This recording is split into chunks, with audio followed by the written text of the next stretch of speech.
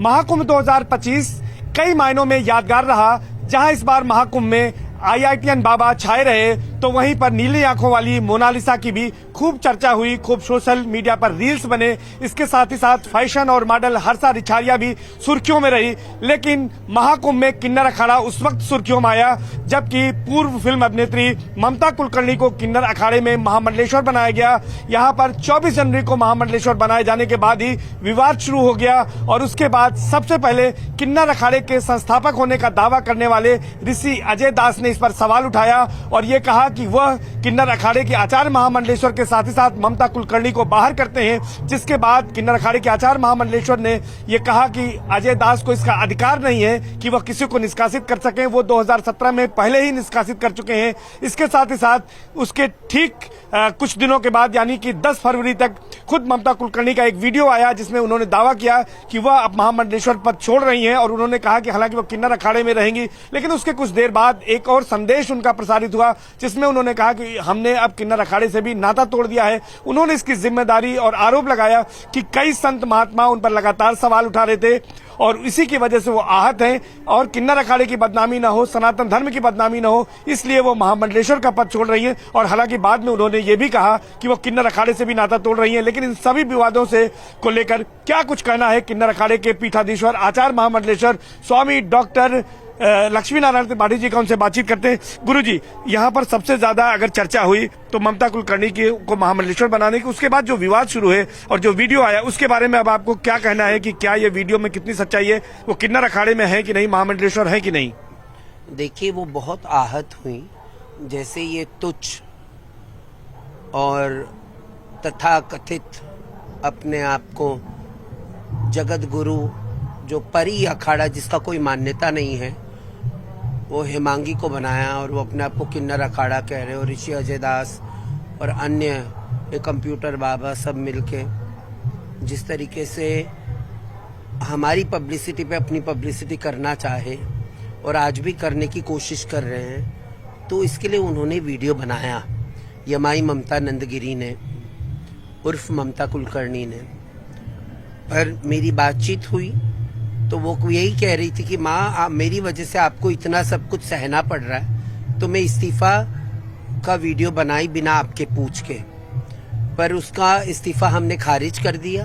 वो आज भी हमारी महामंडलेश्वर है, कल भी थी और परसों भी रहेंगी। अच्छा, एक बात में संदेश आया, उन्होंने यहाँ तक कह दिया कि हम किन्नर अखाड़ा भी छोड़ रहे हैं, तो अभी आपका इस पर क्या कहना है?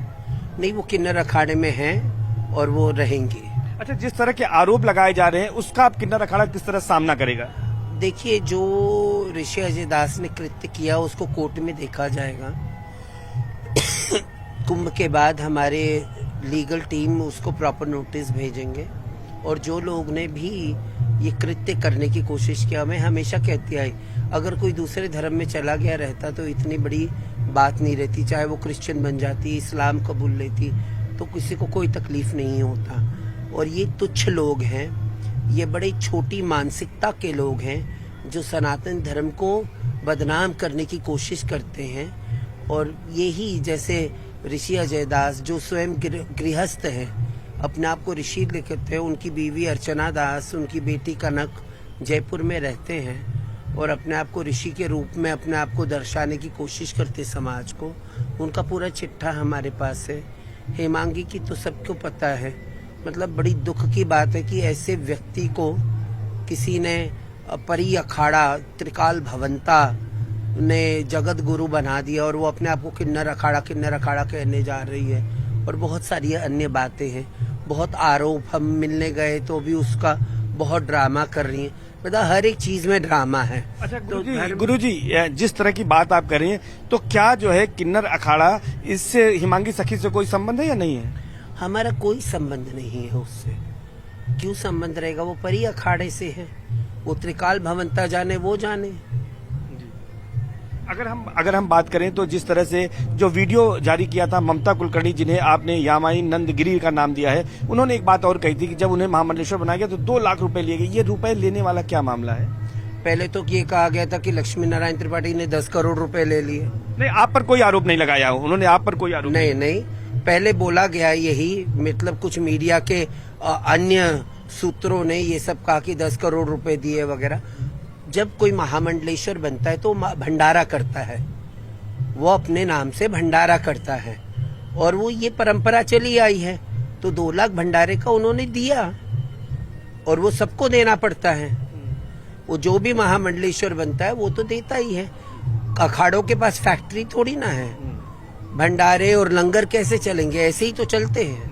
छत्र चंवर भी उसमें आता है। छत्र चवर का अलग होता है, हमने उनको वो भी नहीं मांगा। हमने उनसे सिर्फ 2 लाख रुपए उन्होंने दिया हमारे, और बस यही बात है। अच्छा, नेट सेल में अगर हम जाने तो ममता कुलकर्णी यानी यमाई नंदगिरी अभी किन्नर अखाड़े से जुड़ी है, महामंडलेश्वर है या नहीं है, दर्शक जानना चाहते हैं। वो हमारी महामंडलेश्वर थी, हैं और रहेंगी। जी, आगे भी रहेंगी, आगे भी रहेंगी, किन्नर अखाड़े से भी जुड़ी रहेंगी। किन्नर अखाड़े से ही जुड़ी रहेंगी। तो आप देख सकते हैं किन्नर अखाड़े की पीठाधीश्वर आचार्य महामंडलेश्वर स्वामी डॉक्टर लक्ष्मीनारायण त्रिपाठी का यह दावा है कि ममता कुलकर्णी जिन्हें यामाई नंदगिरी उन्होंने बनाया है, किन्नर अखाड़े का महामंडलेश्वर बनाया है, वो महामंडलेश्वर थी और आगे भी रहेंगी। जो उन्होंने वीडियो जारी किया था वो उनसे बिना बातचीत किए जारी किया था और इस भावना के साथ जारी किया था कि कोई उन पर आरोप न लगे और ज्यादा बदनामी न हो, इस वजह से उन्होंने कहा था। लेकिन उन्होंने उनके उस इस्तीफे को पूरी तरह से खारिज कर दिया है और आगे भी वो किन्नर अखाड़े की महामंडलेश्वर बनी रहेंगी।